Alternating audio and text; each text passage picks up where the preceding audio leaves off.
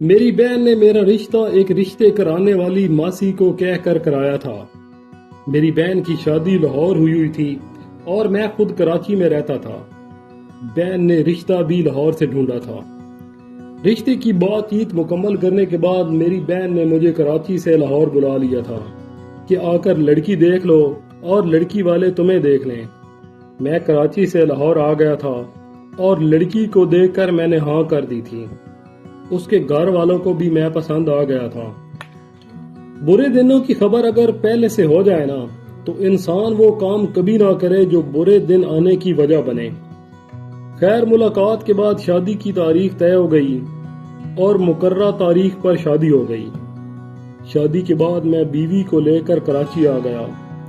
شادی کے شروع کے 2-3 مہینے بہت اچھے اور خوشگوار گزرے۔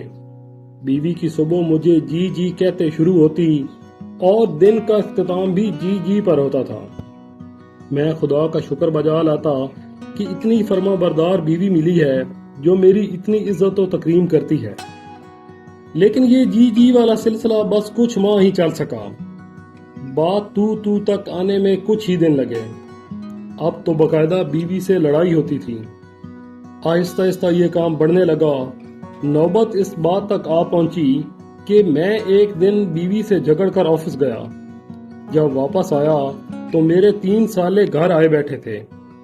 گھر میں داخل ہوتے ہی انہوں نے مجھے دبوچ لیا اور میری خوب پھینٹی لگائی اور دھمکا کر چلے گئے کہ اگر آئندہ کبھی ہماری بہن سے جھگڑا کیا تو اس سے بھی برا حال کریں گے۔ یہ اب ایک نئی مصیبت بن گئی تھی۔ اگر کبھی میں بیوی سے لڑ پڑتا تو وہ فون کر کے ان کو بلا لیتی، وہ بھی میری پھینٹی لگا جاتے، اور مصیبت یہ کہ لاہور سے کراچی آنے جانے کا خرچہ بھی میری بیوی انہیں میرے ہی پیسوں سے دیتی تھی۔ ایک دن تنگ آ کر میں نے اپنی بہن کو کال کی اور کہا کہ یہ کیسے خاندان میں میرا رشتہ کرا دیا ہے۔ بہن نے کہا کہ کیا ہوا ہے؟ میں نے کہا جب بھی میرا بیوی سے جھگڑا ہوتا ہے وہ اپنے بھائیوں کو بلا لیتی ہے، وہ جہاز پر بیٹھ کر آ جاتے ہیں، میری پھینٹی لگاتے ہیں اور ہر بار خرچہ آنے جانے کا مجھے ہی دینا پڑتا ہے۔